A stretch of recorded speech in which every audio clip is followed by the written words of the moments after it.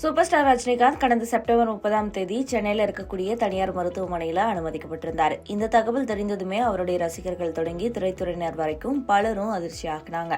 மருத்துவர்கள் super star Rajinikanth குறித்த அறிக்கை வெளியிட்டாலும் சுகாதாரத்துறை அமைச்சர் நேரடியாக மருத்துவர்கள் கிட்ட பேசி செய்தியாளர்கள் கிட்ட விளக்கினாலும் ரசிகர்களால் அதை ஏற்றுக்கொள்ளவே முடியலன்னு சொல்லலாம். இதனால ரசிகர்கள் தமிழ்நாடு முழுக்க கோவில்களை சிறப்பு வழிபாடு நடத்தினாங்க. இந்த நிலையில ரஜினிகாந்த் நேற்று அதாவது அக்டோபர் 3ஆம் தேதி இரவு 11 மணிக்கு வீடு திரும்பியிருக்காரு. இது தொடர்பான தகவல்கள் வெளியானதும் ரசிகர்கள் நிம்மதி பெருமூச்சு விட்டிருக்காங்க. ரஜினிகாந்த் நடிப்புல அடுத்த வெளியாக இருக்கக்கூடிய படம் வேட்டையன். இந்த படம் வரும் 10ஆம் தேதி அதாவது அடுத்த வாரம் வியாழக்கிழமை ரிலீஸ் ஆக இருக்கு.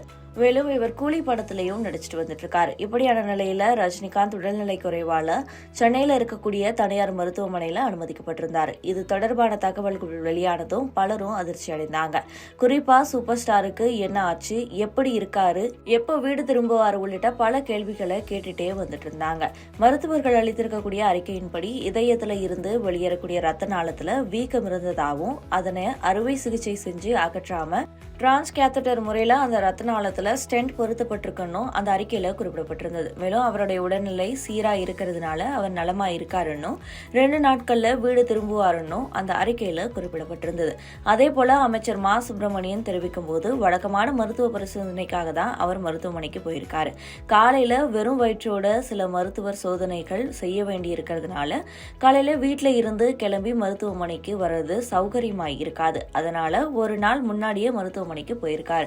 அவருடைய உடல்நிலை குறித்து நாங்களும் தொடர்ந்து விசாரணை செஞ்சுட்டு வந்துட்டு இருக்கோம், யாரும் பயப்பட வேணாம்னு தெரிவிச்சிருந்தாரு. ரஜினிகாந்துக்கு உடல்நிலை சரியில்லைன்னதும் அவருடைய ரசிகர்கள் தமிழ்நாடு முழுக்க இருக்கக்கூடிய பல்வேறு கோயில்கள்ல சிறப்பு வழிபாடு நடத்தினாங்க. குறிப்பா சென்னை வடபழனி கோயில்ல தொடங்கி பழனிமலை முருகன் கோயில் வரைக்கும், சென்னை வடிவுடையம்மன் கோயில் தொடங்கி மதுரை மீனாட்சி அம்மன் கோயில் வரையிலும் தமிழ்நாடு முழுக்க சிறப்பு வழிபாடு நடத்தப்பட்டிருந்தது. மகள் சௌந்தர்யா தன்னுடைய கணவரோடு சேர்ந்து சென்னை வடிவுடையம்மன் கோயில்ல சிறப்பு வழிபாடு நடத்தினாங்க.